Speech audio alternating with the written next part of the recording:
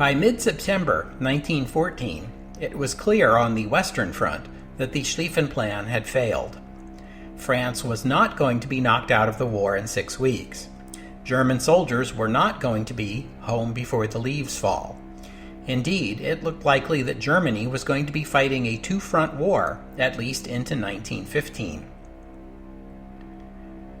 But if the news in the West was discouraging, the news in the East was calamitous.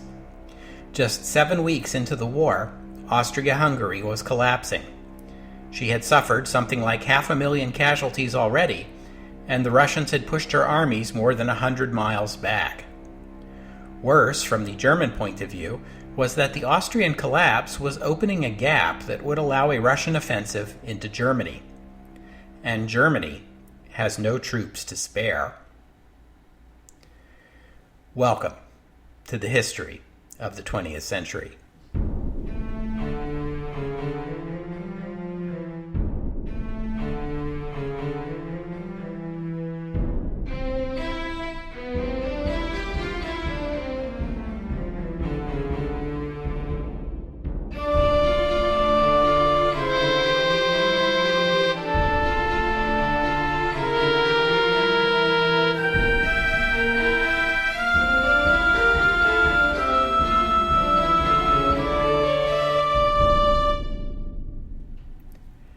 Episode 98, Shackled to a Corpse.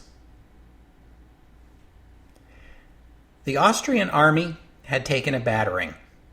In Galicia, over 400,000 casualties. Now bear in mind that casualties represents soldiers no longer able to fight for any reason. They could be killed, or wounded, or captured. So the numbers in Galicia break down this way. 100,000 dead, 200,000 wounded, and 100,000 captured by the Russians. Add in the 81,000 additional casualties in Potiorek's failed campaign to defeat Serbia. Add in the over 100,000 trapped in the besieged Austrian fortifications at Przemysl, and the bottom line is, about 1/3 of Austria's army of 1.8 million has been killed, wounded, captured, or trapped since the beginning of the war, less than 2 months ago. This does not include the loss of hundreds of artillery guns, of which Austria was in short supply from day one, and thousands of railway cars and locomotives. A whole generation of young men, Austrian active duty soldiers and the first tier of reservists, have either been lost to the nation as casualties or are demoralized and exhausted and in desperate need of reinforcement. Austria's officer corps is depleted. Her ablest commanders and best-trained soldiers are gone. Back home, the government is now calling up reservists in their 40s and dressing them in surplus 19th century uniforms, the kind with the garish colors that make them hopelessly obsolete for 20th century warfare, and shipping these men to the front unarmed because rifles? Who's got rifles? The man in command of this disaster, as you know, is General Franz Josef Conrad von Hötzendorf. Before the war, he was reputedly Austria's greatest military strategist, and many ranked him as one of the greatest military minds in the world. Remember how he was Mr. War, War, War during the July crisis? And then he went on vacation? He had come back from his romantic getaway in the Alps and promptly led Austria into a historic military catastrophe.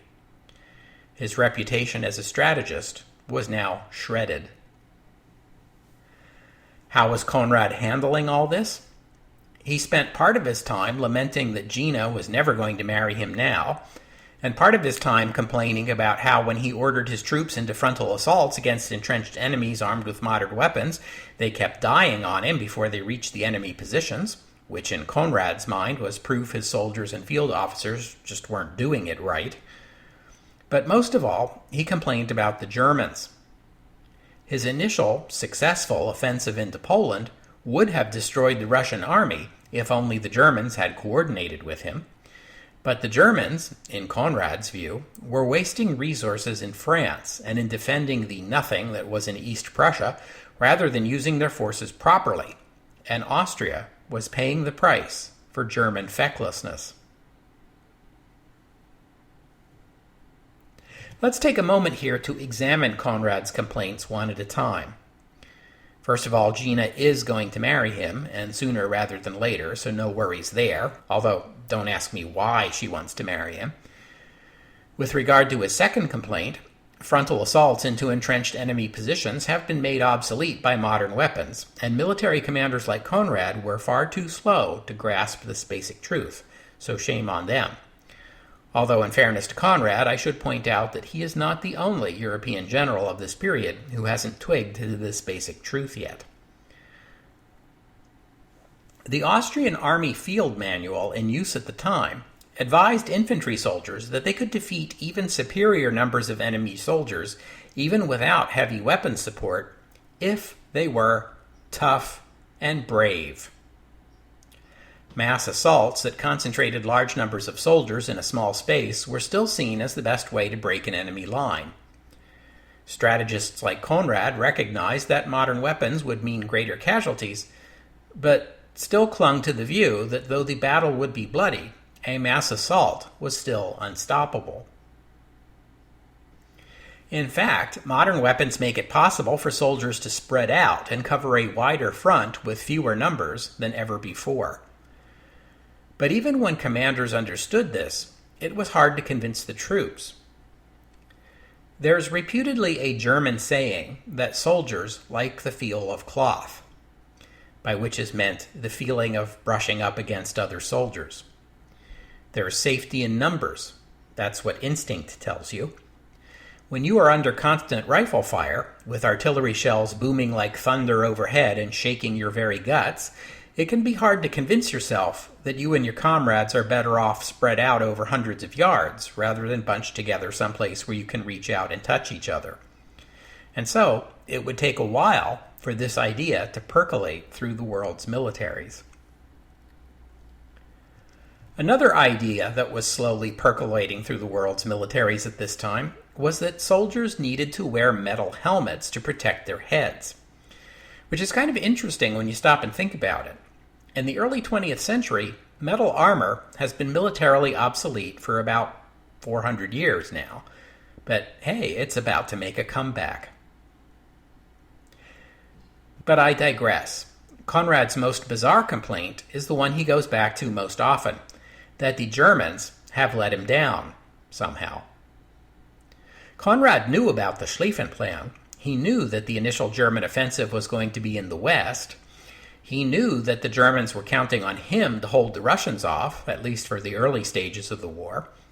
He may have expected more help from the German 8th Army in East Prussia than he got, but the Germans there were dealing with a much larger enemy force than they had anticipated, and they had dealt with it pretty darn well, considering.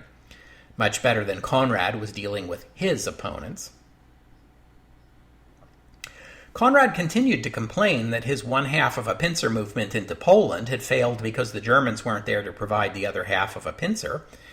And that may be true, but Conrad knew full well that the Germans weren't going to be helping when he started that offensive, and yet he went on with it anyway, although it gets a bit puzzling when you try and figure out what he thought he was going to accomplish with it. It isn't like the Germans have been taking it easy all this time. The German army is also racking up casualty numbers in the high 6 digits. Germany has also lost many of its best officers and soldiers and is calling up older men to fight and pulling retired generals out of retirement and giving them field commands, like Hindenburg himself. You can imagine how German commanders felt when they heard Austrians complaining about how they were carrying all the weight. The Austrian ambassador in Berlin warned his government that the German chancellor, Bethmann Hollweg, was going around saying that his war goal was to secure Germany's future, which, the ambassador warned Vienna, primarily meant humbling France and Britain. Austria's future depended on a Russian defeat, which meant that Vienna had to do everything it could to reorient Germany's attention eastward. Of course, Conrad had helped that little project along by getting himself and his army humiliated. The Russians were now in the Carpathian Mountains, poised, some would say, for a breakout into the Hungarian plain. Russian commanders were already dreaming about their triumphant marches into Budapest. I want to pause here for a moment to take note of the fact that Russia was also suffering appalling casualties by this time. But this fact was obscured by Russia's larger manpower reserves. It only took Austria a few weeks to lose enough soldiers to face a crisis. It's going to take Russia longer. But don't worry, that crisis is coming. But at this point in the war, Russian commanders are still thinking of soldiers as an inexhaustible resource. There's also the matter of Russia's advance into Galicia, which has been so rapid across such undeveloped and inhospitable terrain that supplies have not been able to keep up. Russian soldiers are going days without food, except for what they can forage on their own. This is not an army that's poised for a sweep across Hungary, although the Central Powers don't realize that yet. Amazingly, General Conrad, the Mr. War of a few weeks ago, was by now beginning to float the idea of Austria making a separate peace with Russia, on the argument, incredibly, that Austria shouldn't be shedding so much of her own blood just to protect Germany. Yes, the wheels are already starting to come off this alliance. Part of the Austrian fear is that the Germans might decide on a separate peace with Russia so that they can concentrate on their war with Britain and France. The Germans might even find it expedient to offer Austrian territorial concessions to the Russians in exchange for that peace deal. And so Conrad and the Foreign Ministry set to work lobbying the German government for a stronger commitment to fight and defeat Russia.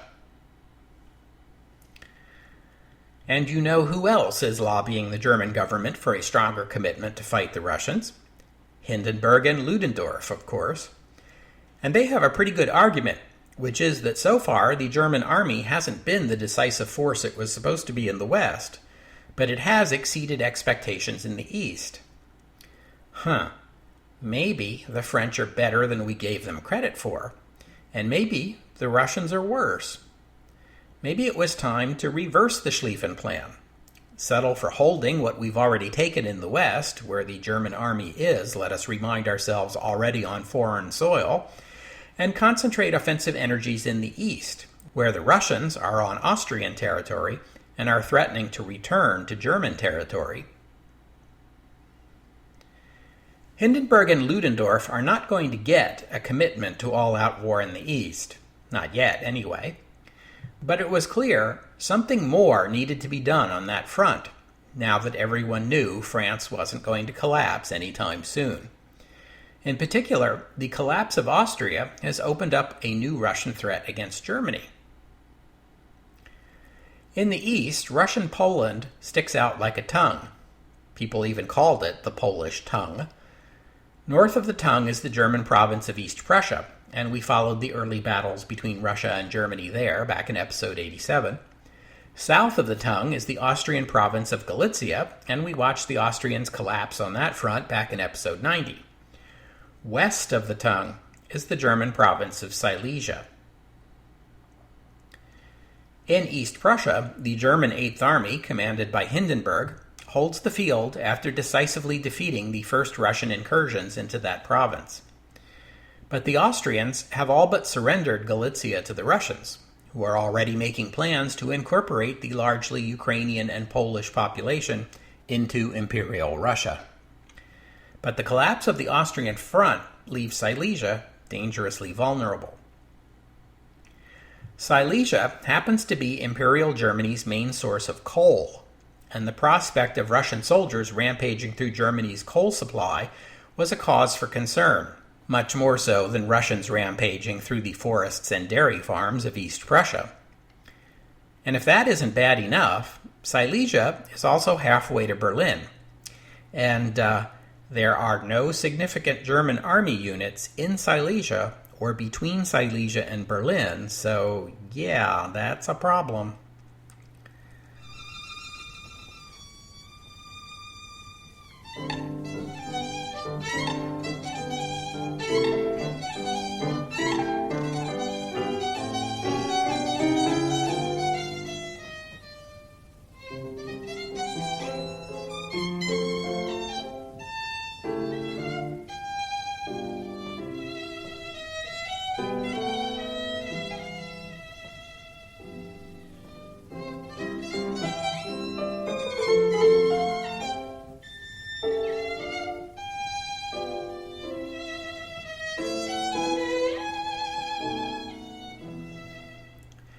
In the center of the Polish tongue lies the city of Warsaw on the Vistula River. Warsaw was the traditional capital of Poland. It is the third largest city in the Russian Empire, and it sits at the center of the road and rail networks in Russian Poland. So, although Russia doesn't have Germany's well-developed road and rail links, she does have pretty good connections as far west as Warsaw. Recall that when the Russian Second Army had invaded East Prussia, they had come from the south, from the Warsaw region. Russia is close to fully mobilized by now, and new troops in large numbers are assembling in and around Warsaw. Those units couldn't contemplate marching west into Silesia as long as there was a German army to the north and an Austrian army to the south. But the Austrians are in retreat, and that German army in East Prussia isn't going to be able to hold back all the Russians by itself. On his last day as German Chief of Staff, Helmut von Moltke discussed this issue with Erich Ludendorff, and they agreed that some kind of German force was needed to be deployed to Silesia, like yesterday. This new force would not only protect Silesia, but it would also shore up the Austrian left flank. But that was as far as the discussion had gotten before the following day, September 15th, the day on which Moltke was succeeded by Falkenhayn. Falkenhayn was brought up to speed on this matter, and now it's his call. Only, as you know, if you heard episode 92, Falkenhayn is still committed to the Western strategy. He's not ready to give up on the original plan, the one in which Germany wins the war by defeating France first. This is the beginning of the race to the sea on the Western Front, where the Germans are trying to mass a force on the French left flank and do an end run around them.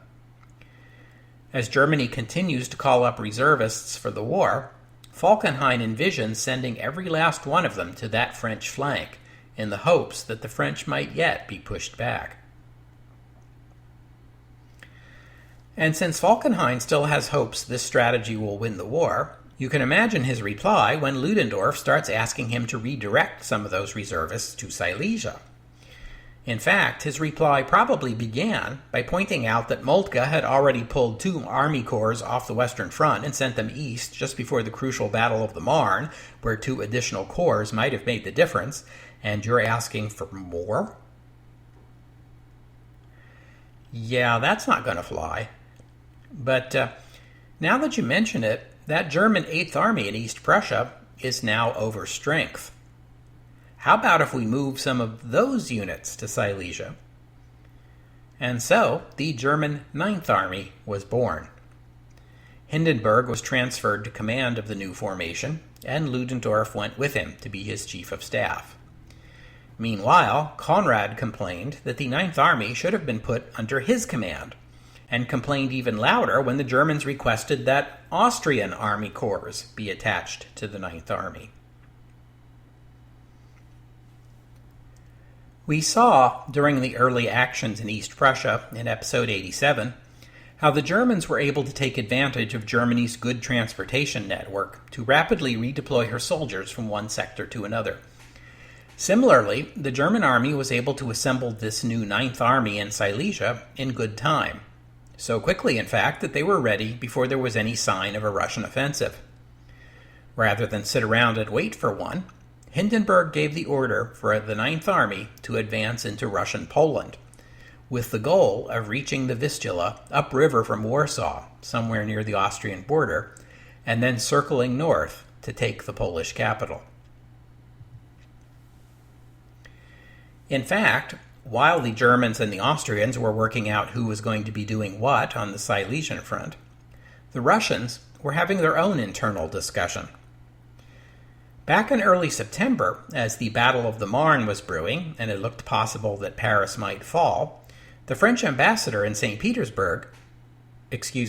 the French ambassador in Petrograd, which is what the Russians are calling St. Petersburg now, intending to scrub the German sound out of the city's name. Anyway, the French ambassador in Petrograd, Maurice Palaiolog, was demanding, pleading, cajoling, begging, whatever it takes, for crying out loud, to get the Russians to renew pressure on Germany and take some of it off France. Sukhomlinov, the Russian war minister, curtly pointed out to Palaiolog that Russia had already tried to take the pressure off France, and the result had been 120,000 Russian soldiers killed, wounded, or taken prisoner. That response didn't stop Palaiolog, who pointed out that France's losses were north of 500,000 and still climbing, and maybe it was time for the Russians to give it another shot. So Sukhomlinov conveyed that to Grand Duke Nikolai, the commander at the scene. The Grand Duke was not keen on another offensive against Germany, not when the offensive against Austria was going so well. But Palaiolog appealed to the Emperor, and the Emperor ordered his cousin to switch his attention to the Germans. This was a lucky break for Austria, whose army is really on the ropes by now, but not such good news for Germany. The Grand Duke pulled significant forces off the Austrian front and sent them to Warsaw to prepare for a thrust against Germany. But while the Russians were able to redeploy those forces efficiently as far as Warsaw, there was one little problem. Russia has very little in the way of roads and railroads farther west. In fact, it has been Russian government policy not to develop road and rail links between Warsaw and Germany because of Russian fears that the Germans would use them to invade. We already saw how the lack of transportation links in western Poland led to the debacle at Tannenberg. Now it's hampering the Russians' ability to take advantage of German weakness in Silesia. Apparently, the Russian officials who made these decisions never considered the possibility that their own army might be the one taking the offensive. But Grand Duke Nikolai and his staff had a solution to this problem. By late September, intelligence reports were coming in that the Germans were massing troops in Silesia, with the apparent intention of an offensive aimed toward Warsaw. So the opportunity for a push into Germany was disappearing, but a new opportunity was replacing it. Russian units in southern Poland would withdraw before the German advance, all the way to the Vistula, maybe even farther, and as the Germans advanced, the mass of newly redeployed soldiers in northern Poland would surprise them with a flank attack. It's worth noting how uncommon it is in the Great War, at least so far, for any commander of any of the militaries involved to contemplate a strategic withdrawal. We saw how in the West the French were so keen on the offensive, and how painful it was for them to give up French land. The Germans in East Prussia regarded it as a matter of honor that Russian boots not be permitted to tread upon sacred Prussian soil. But Russian commanders are more accustomed to the idea of trading land for advantage, because Russia's such an enormous country. Not only manpower, but space too, is an inexhaustible resource to a Russian general. A 150-mile withdrawal by the Austrians was a calamity. Russia can give up 150 miles and not even notice the difference. The newly created Russian 10th Army, which was now in position opposite East Prussia, would begin a diversionary offensive intended to tie up the German 8th Army there, as well as mislead the Germans by making it look as if the real Russian effort was farther north. This diversionary offensive made some early gains, retaking territory in East Prussia from the 8th Army. The Germans in East Prussia seem to have been suffering from a case of overconfidence after their dramatic victories the first time around, and for now are being forced back. Perfect. Just the sort of distraction the Russians want to create. In Silesia, Hindenburg and Ludendorff and their new Ninth Army were preparing for a late-season offensive into Poland. In the west, Falkenhayn's plan to outflank the French via the race to the sea was in progress and not looking so good, so Hindenburg hoped that a successful offensive into Russian territory, in combination with yet another failed offensive in the west, would be the final clinching proof for Falkenhayn and the Kaiser that the key to a German victory was to reorient their strategy toward Russia. If the Ninth Army could take Warsaw, the regional rail hub, the uncoordinated Russians might have to withdraw from Poland altogether. The Germans were confident enough of taking Warsaw that they brought along the King of Saxony, a lesser monarch in the German Empire, who had a weak claim to the Polish throne. The Germans had some idea of creating a new Polish state that would be a German dependency or dominion or some such thing. This isn't going to happen yet, but I mentioned it just to point out that both sides in this war are now talking about creating a Polish state in between Germany and Russia, an acknowledgement of the need for a buffer between the two empires, as well as an admission that over a century of German and Russian efforts to erase the Polish national identity had failed.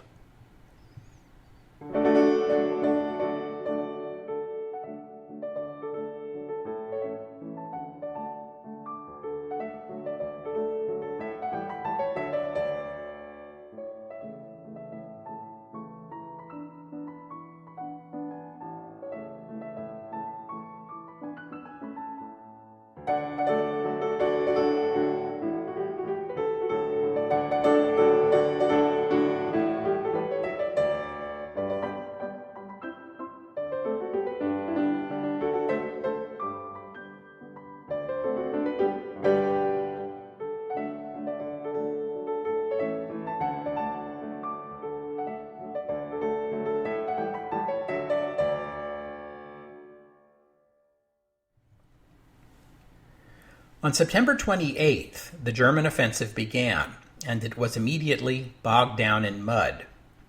Which brings us to Russia's third great advantage, besides inexhaustible manpower and space. It's mud.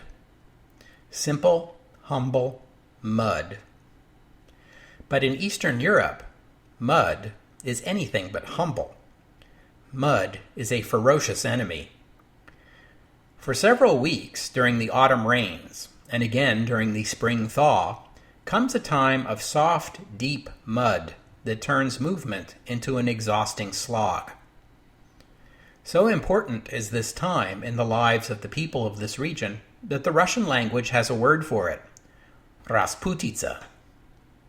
During his own invasion of Russia, 102 years earlier, Napoleon had declared that God has created a fifth element in addition to water, air, earth, and fire: mud. Once the Germans left the hard roads and rails of Silesia for Russian Poland, where paved roads were a rarity, their advance slowed to a crawl. Soldiers' feet sank in mud to the tops of their boots. Supply wagons and gun carriages sank down to their axles and had to be dragged along by exhausted men and horses. The Russians had their own challenges. In their haste to mobilize, they had not issued winter clothing to their own troops, who were now tromping around in the cold autumn rain and mud in summer uniforms, not to mention in cloth shoes or even barefoot, because there weren't enough leather boots to go around. The Germans were advancing in a pincer formation, intending to outflank and surround the Russian forces in Poland, essentially to recreate the victory of Tannenberg on an even larger scale. Unbeknownst to them, the Russians were planning a larger pincer movement aimed at surrounding the Germans. The developing battle was as large as anything that had taken place on the Western Front. Both sides had good plans, but both would be frustrated by the lack of mobility, and especially by the mud. The Austrians picked up on the fact that the Russian forces facing them had gotten smaller and began an offensive of their own, gaining back some of the ground they had lost and even relieving the siege of Przemysl on October 9th. But soon after, the Germans began picking up Russian radio transmissions, as well as discovering a map of Russian deployments in Poland on the body of a dead Russian soldier.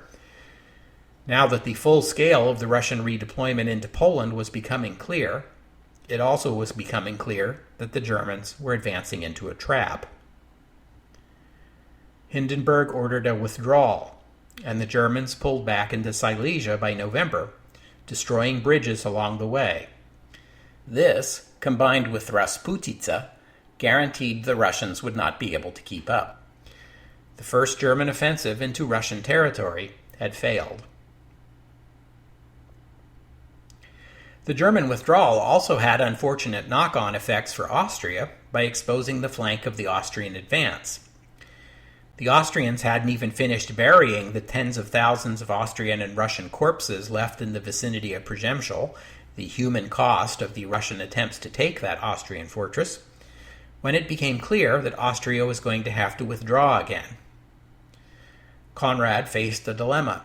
Should he evacuate Przemysl to preserve its garrison of 100,000 soldiers at the cost of abandoning a fortress that had come to symbolize Austrian resistance? Ha! Of course not. Of course, Conrad chose the symbolic over the practical. The Austrians devoted a few days to shipping as many trainloads of supplies into Przemysl as they could manage to restock the city against a second siege. Conrad did not, however, reduce the overstuffed garrison at Przemysl to something reasonable, like maybe 50,000. He left the full garrison in place, and even the Austrian effort to evacuate the civilians was half-hearted, so by the time they retreated, Przemysl was still overstuffed with troops and civilians, and still ringed with corpses. This time, the Austrian army would not be coming back, and the Russians would wisely forego assaults on the fortress in favor of a 5-month siege that would last until the Austrian garrison was starved into surrender, which happened the following spring, on March 22, 1915.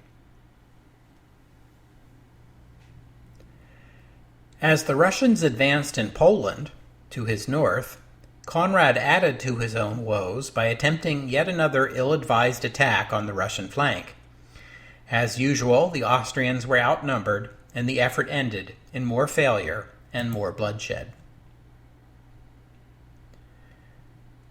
The German offensive had failed, but the Germans had withdrawn back into Silesia in good order. Hindenburg's reputation as the most successful general in the German army remained intact.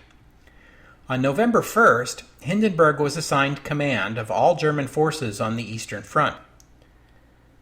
Of course, there were still just 2 German armies on the Eastern Front, the 8th and the 9th.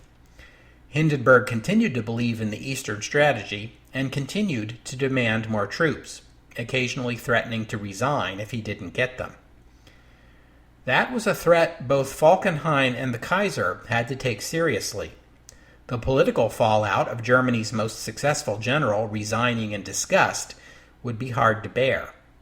Hindenburg was promised his reinforcements. He was also ordered to hunker down in Silesia for the winter, while Falkenhayn concentrated on the developing Battle of Ypres in the west, which he saw as Germany's last chance to make the Schlieffen strategy work and end the war with France before Christmas. But Hindenburg was not content to wait. On the Russian side, Grand Duke Nikolai was still looking to invade Silesia. The German offensive had postponed that plan, but now that the Germans had withdrawn from Poland, the Silesian offensive was back on the agenda. But the Russian advance was slow. Rasputitsa was over and winter setting in, but the damage the Germans had done during their retreat was still making it hard to advance. Hindenburg, meanwhile, was getting intelligence reports of the approaching Russians, but was not willing simply to hunker down in Silesia and wait for them. Taking advantage once again of Germany's excellent rail network, Hindenburg sent the entire Ninth Army north to Torun in West Prussia. The Germans ran 80 trains a day for 10 days to effect this redeployment, which all took place in complete secrecy, while the smaller Austrian Second Army replaced the Germans in Silesia. The Russians had no idea. Now it was Hindenburg's turn to begin a surprise flank attack. On November 11th, the Germans at Torun marched into Poland and surprised the Russian right. Now it was the Russians who were forced to withdraw, as the Ninth Army pursued them. It was winter now, and the ground was frozen, making it easier to maneuver and impossible to dig trenches.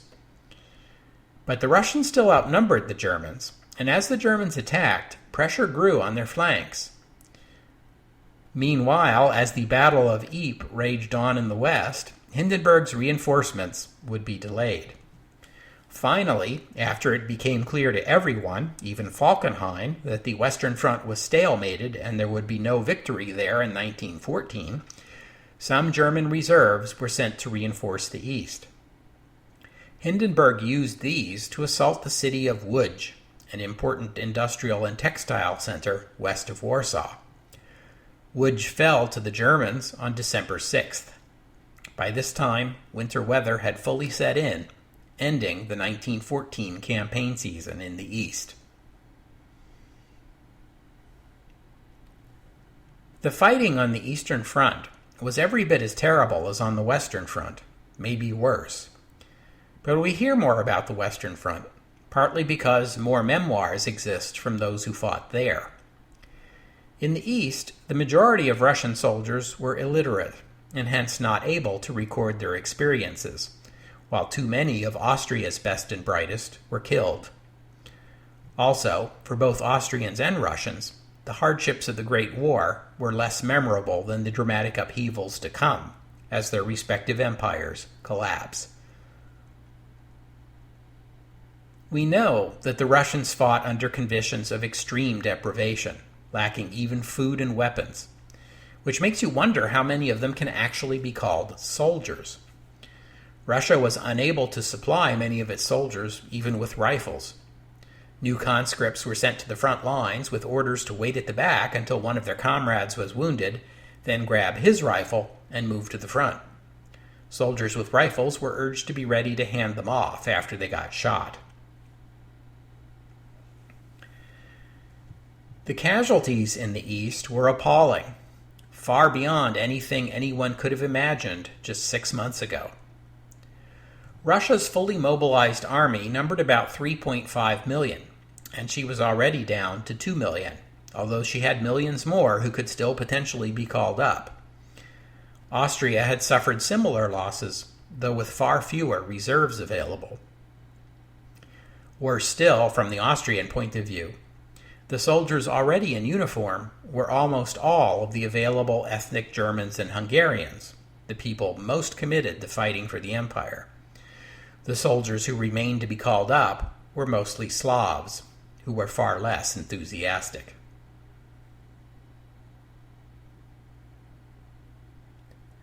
We'll have to stop there for today. Thank you for listening, and thank you to Wayne for becoming a patron of the podcast. If you'd like to become a patron, go to the website, historyofthe20thcentury.com, and click on the Patreon button. Patronage starts at just $2 per month, or you can click on the PayPal button to make a one-time contribution. Your contributions help keep the podcast going. And while you're at the website, leave a comment and let me know what you thought of today's episode. And you can check out the playlist of music for this or any episode. So if you hear a piece of music and you want to know more about it, that's the place to look, including links. Most of the music I use on this show is free and downloadable. And I hope you'll join me next week on the history of the 20th century as we take a look at the Middle East in the early part of the Great War. The Ottoman Empire has joined the Central Powers. What does that mean for military strategy? What does that mean to the Muslim world? And what does it mean for the empire's minorities? Jihad, next week on the history of the 20th century. Oh, and one more thing. I titled this episode Shackled to a Corpse because it's a phrase often used to describe Germany's relationship with Austria during the Great War. I like it. It's pithy, so I used it. But figuring out the origin of this phrase turned out to be a challenge. I've seen it attributed to Winston Churchill, and sometimes to Erich Ludendorff, but I couldn't confirm either attribution. As far as I can tell, neither of these men ever actually said it. Churchill did write in his History of the Great War that Germany and Austria had begun the war allied together, but later became shackled together. Ludendorff recounted in his memoirs an incident when a civilian in Poland remarked to one of his officers that he couldn't understand why Germany had allied itself with a corpse. My best guess is that the phrase shackled to a corpse is a conflation of these two authentic quotes. No doubt it endures, because it so well conveys Germany's dilemma.